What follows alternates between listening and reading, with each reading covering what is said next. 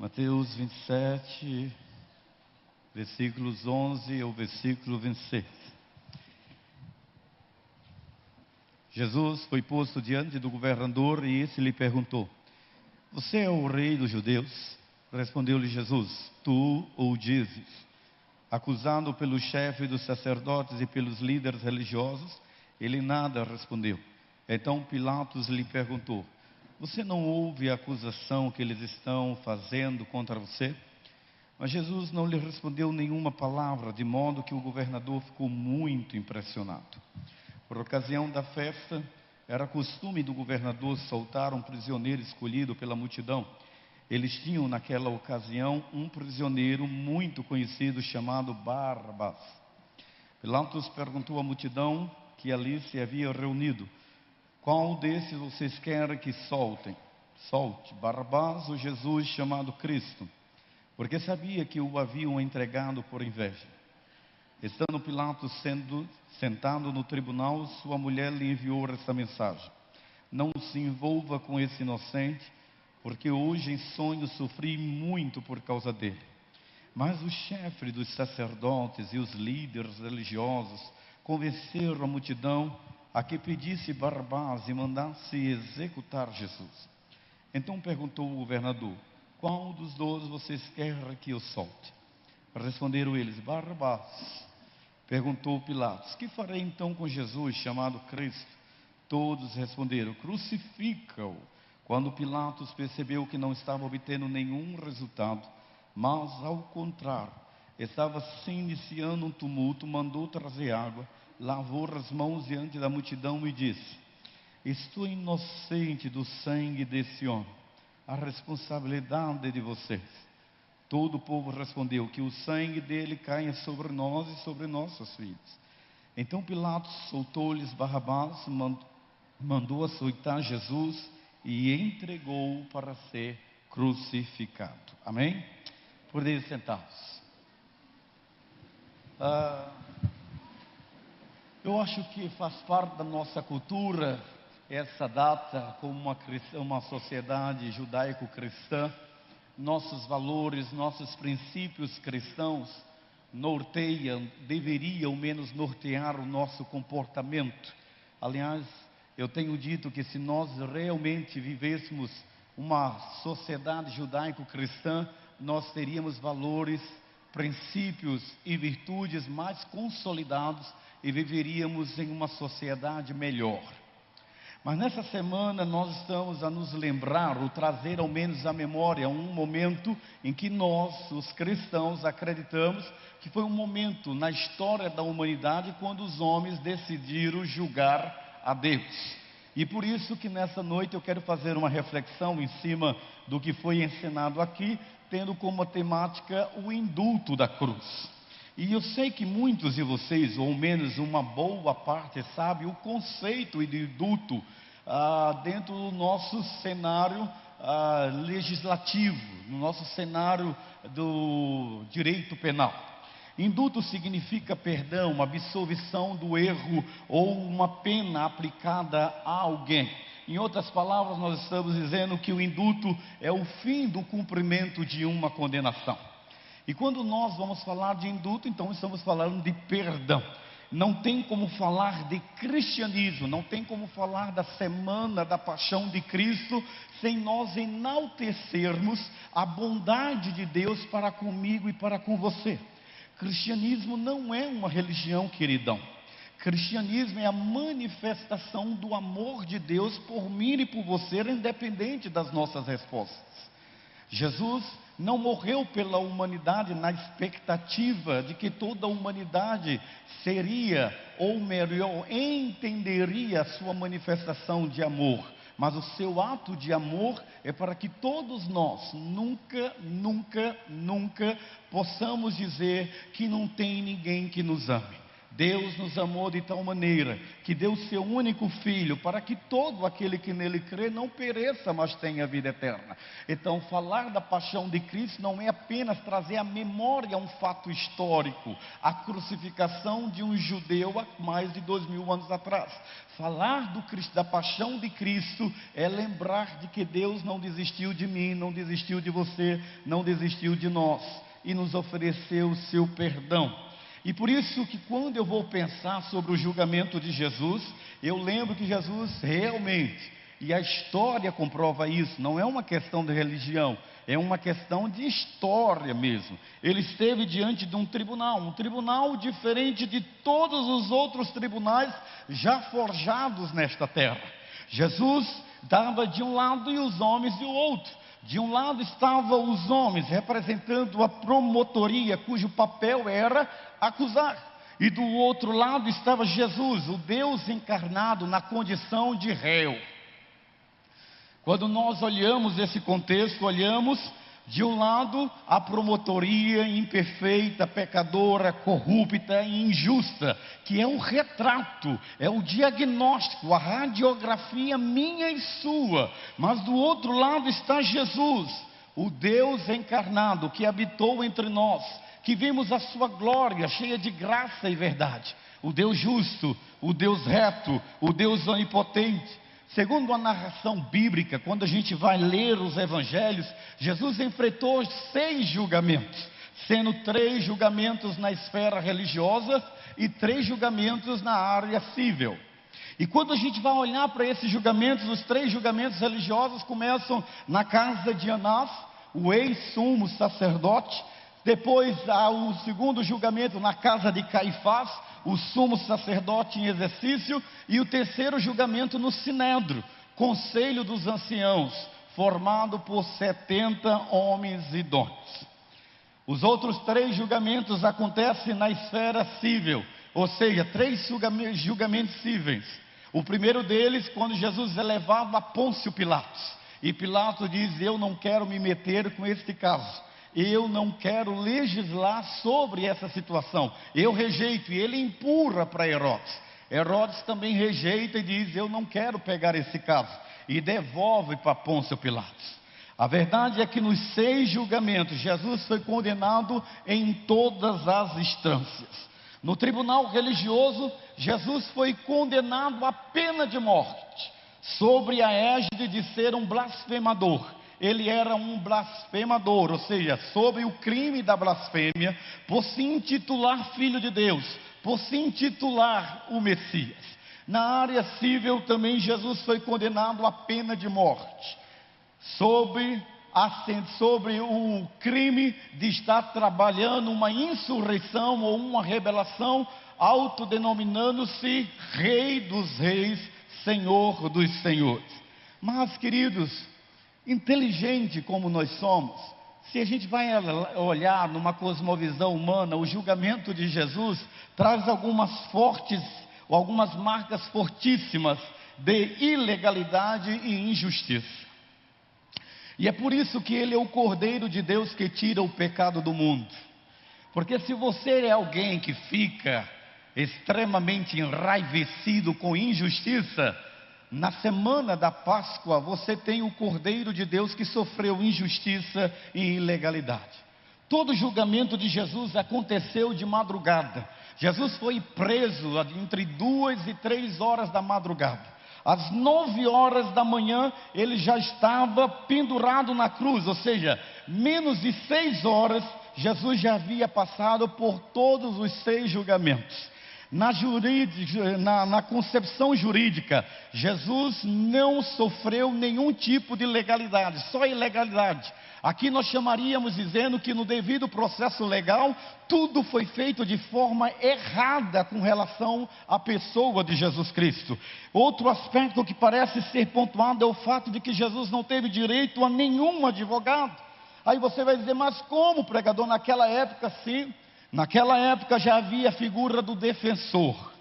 E o defensor era alguém que era amparado pela lei romana vigente.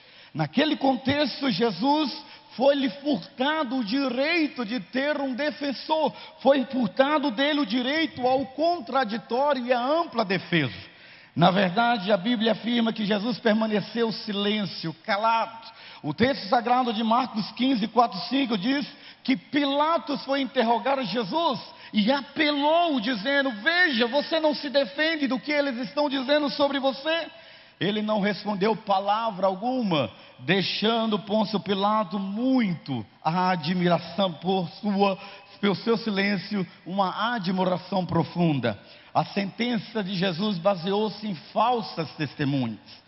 O evangelista Marcos registra no depoimento das testemunhas, dizendo que os sacerdotes procuraram o tempo todo testemunhas que pudessem afirmar alguma coisa que comprometesse o caráter, a pessoa de Jesus. Isso me faz me lembrar, querido, faz me lembrar a pessoa de Augusto Cury, né? A conversão de Augusto Cury é uma conversão linda ao cristianismo, porque ele quis estudar a personalidade de Jesus, intrigado pelo seu comportamento, e o fascínio pelo seu caráter levou a reafirmar de que um humano não poderia ter o caráter que ele tinha. A condenação veio sem que de nada de concreto pudesse ser provado contra ele. Mas você vai fazer uma pergunta, e eu faço a pergunta para você diante do que você assistiu aqui nessa noite: religião, mito, crença ou verdade que traz esperança para o coração do homem? O que é o cristianismo para você? O cristianismo, enquanto religião, é dividido em várias facções. O cristianismo, enquanto religião, é apenas um enredo bibliográfico da pessoa de um mito histórico. Mas o cristianismo, quando se torna manifestação da verdade que liberta uma alma encarcerada, traz para nós um sentido claro. Porque que um personagem como esse, Barrabás, entra na história de Jesus? O texto mostra que trata-se de um personagem que é um protótipo da minha e da sua realidade. A pergunta é: quem é Barrabás? Barrabás somos todos nós. Todos nós somos Barrabás. Foi por todos nós que a paixão de Cristo aconteceu. Há alguém aqui bom? Há alguém aqui reto? Há alguém aqui justo? Há alguém aqui verdadeiro? Há alguém aqui perfeito? Não, não há. Mas por todos nós, Ele deu a sua vida para que nós pudéssemos experimentar a verdadeira paz. E quando nós olhamos, a pergunta é: mas pastor, e Barrabás mesmo, quem era? Barrabás era um criminoso, assassino, rebelde, um agitador, alguém que queria tomar o poder pela violência. O teólogo Charles Swindoll diz que a figura contemporânea mais próxima, mais presente ou mais parecida com Barrabás seria o de um terrorista. Barrabás estava na lista dos homens mais procurados do Império Romano. A Bíblia afirma que Barrabás foi introduzido no julgamento de Jesus, e a narração é clara em Mateus 27, 15, 17, quando diz: ora, por ocasião da festa, costumava o governador soltar ao povo um dos presos conforme eles quisessem. Naquela ocasião, tinham eles um preso muito conhecido chamado Barrabás. Estando, pois, o povo reunido, perguntou-lhes Pilatos: a quem quereis que eu vos solte? E a multidão começou a gritar: Barrabás! Esse é o cenário do tribunal que julgou Jesus. De um lado, quer você creia ou não, Jesus, Deus, santo, justo, perfeito e puro. Do outro lado, Barrabás, pecador, violento, assassino e rebelde. Mesmo assim, diante da discrepância entre esses dois homens, a Bíblia diz que Jesus foi condenado e Barrabás foi liberto. Cristo foi sentenciado à morte e Barrabás foi absolvido dos seus crimes. Jesus iria para a cruz e Barrabás voltaria para casa. pergunta para nós é: por que esse homem, que já tinha sua sentença, recebeu um indulto?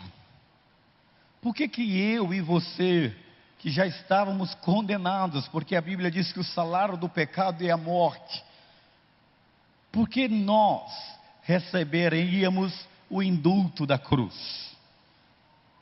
Porque Jesus resolveu tomar o lugar de Barrabás, tomar o meu e o seu lugar. Foi uma decisão.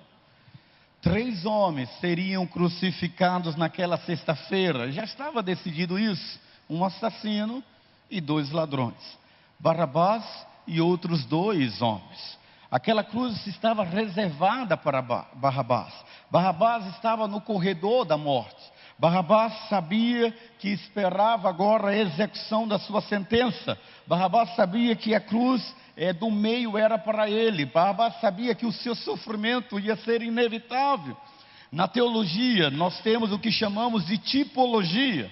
Quando você vai pegar a questão que simboliza o reino de Israel, você vai pegar o rei Davi. Davi simboliza o reino messiânico. Quando você pega Gênesis capítulo 22, a Bíblia vai falar do sacrifício que Abraão vai fazer sobre Isaac, tipificando aquilo que Jesus faria por mim e por você. Deus nos dá muitos caminhos para que nós entendamos o seu grande amor.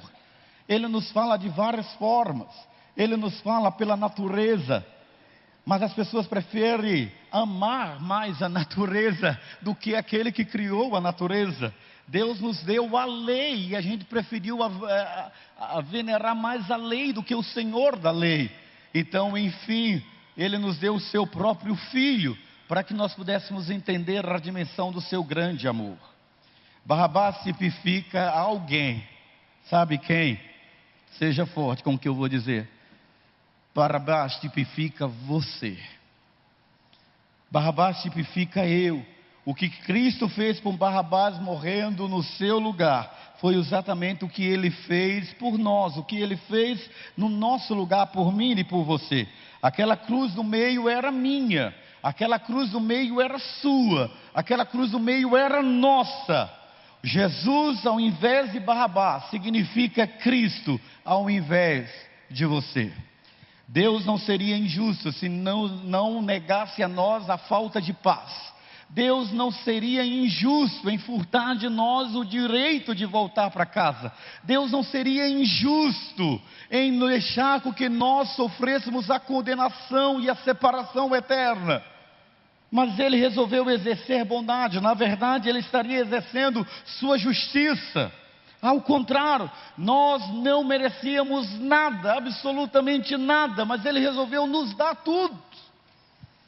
Nada do que eu possa fazer para ter paz, e nada do que você possa fazer para ter paz, abra o coração do Senhor da paz. O que a paixão de Cristo nos oferece não é religião, é um estilo de relacionamento com Deus. E quando nós entendemos isso, entendemos que a salvação não é alcançada por aquilo que nós fazemos, e sim por aquilo que Ele faz. Charles Windsor diz que isso chama-se graça. O teólogo Calvino chama isso de irresistibilidade da graça. Ou seja, Deus construiu uma estrada para o céu, e esse caminho foi pavimentado com o sangue de Cristo. Olhe para mim, deixa eu dizer uma coisa para você. Paixão de Cristo pode ser um elemento cultural numa sociedade judaico-cristã como a nossa, mas paixão de Cristo pode ser o indulto que eu e você precisamos quando aceitamos o seu sacrifício em nosso favor. E é por isso que Jesus pergunta: por que esse homem recebeu um indulto? Por que o Valmir recebeu um indulto? Por que você está sendo oferecido nessa noite um indulto? Porque a morte de Jesus é a única garantia para que nós tenhamos liberdade. Páscoa significa libertação. A festa da Páscoa foi instituída para comemorar a libertação do povo do Egito. E quando a gente lê em Êxodo 12, a gente faz uma ligação. E Páscoa não tem, o pastor Cleves falou aqui em cima, a Páscoa não tem nada a ver com o bom coelhinho, coitadinho dele. E também não conheço nenhum coelhinho que põe ovo. Só se for o seu. Mas eu aceito os ovos de chocolate. Mas nada disso pode substituir o fato de nós entendermos que na noite que antecedeu a libertação do povo, Deus mandou a última praga no Egito.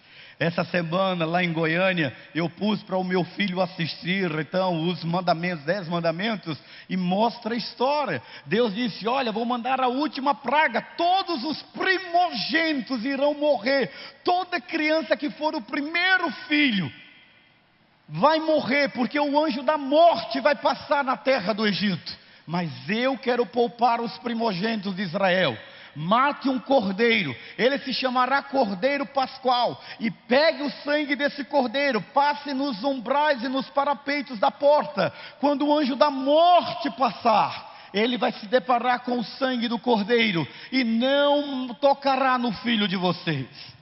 Nessa mesma noite, o anjo da morte iria passar sobre a terra do Egito e ceifar a vida dos primogênitos. E Deus poupou os primogênitos de Israel. A Bíblia diz que o sangue vos servirá por sinal nas vossas casas. A morte do Cordeiro Pascual garantiu vida e libertação ao povo, mesmo quando eles estavam no Egito. Por semelhante modo, queridos, a paixão de Cristo é trazer à sua memória que pelo derramamento do sangue de Cristo, o Cordeiro de Deus garantiu a liberdade de Barrabás, a sua liberdade também. Jesus foi sentenciado para que ele pudesse alcançar anistia. Jesus foi sentenciado para que eu e você alcançássemos essa anistia. O apóstolo Paulo fala que para a liberdade foi Cristo liberto. Em 2005, a revista super interessante, ela publicou uma matéria com o seguinte título: Quem matou Jesus? Esse era o título da revista em 2005. No decorrer da matéria, os autores divergiram em 5 teses. A primeira tese é: quem matou Jesus foram os romanos. A segunda tese: quem matou Jesus foram os judeus. Terceira tese: quem matou Jesus foi a multidão insensata. Quarta tese: foram os líderes judaicos movidos pela inveja que manipularam a multidão. Quinta: quem matou Jesus foi Pilatos. Biblicamente, todas essas respostas estão erradas. Conquanto todas estas pessoas tenham participado da execução de Cristo, nenhuma delas pode ser responsabilizadas individualmente. Segundo os ensinos das Sagradas Escrituras, somente uma pessoa pode ser declarada culpada pela morte de Jesus. Você é o culpado pela morte de Jesus. Talvez você da minha esquerda esteja dizendo, mas eu? Por que não os do centro? Você. Os do centro podem dizer assim, mas por que nós? Por que não os caras da direita? Então você. O único que pode ser responsabilidade, culpado pela morte de Jesus é você. Quer você creia nisso ou não. Ele morreu por sua causa, queridão. Ele morreu por minha causa. Você é o grande motivo de Jesus ter morrido na cruz. Uma das coisas que me motivam a ir a Israel e levar uma equipe dessa igreja a cada 2 anos é visitar o Santo Sepulcro. A sensação para aqueles que já foram ou os que sonham de ir, de chegar naquele lugar e entrar no Santo Sepulcro, é a emoção que a gente sente quando a gente literalmente lê aquela frase: He is not here, He was risen. Ele não está aqui, Ele ressuscitou. A sensação que nós temos é de viver a graça de Deus sobre as nossas vidas. A ressurreição não é um fato histórico. A Bíblia diz que aquele que crê em mim, ainda que esteja morto, viverá.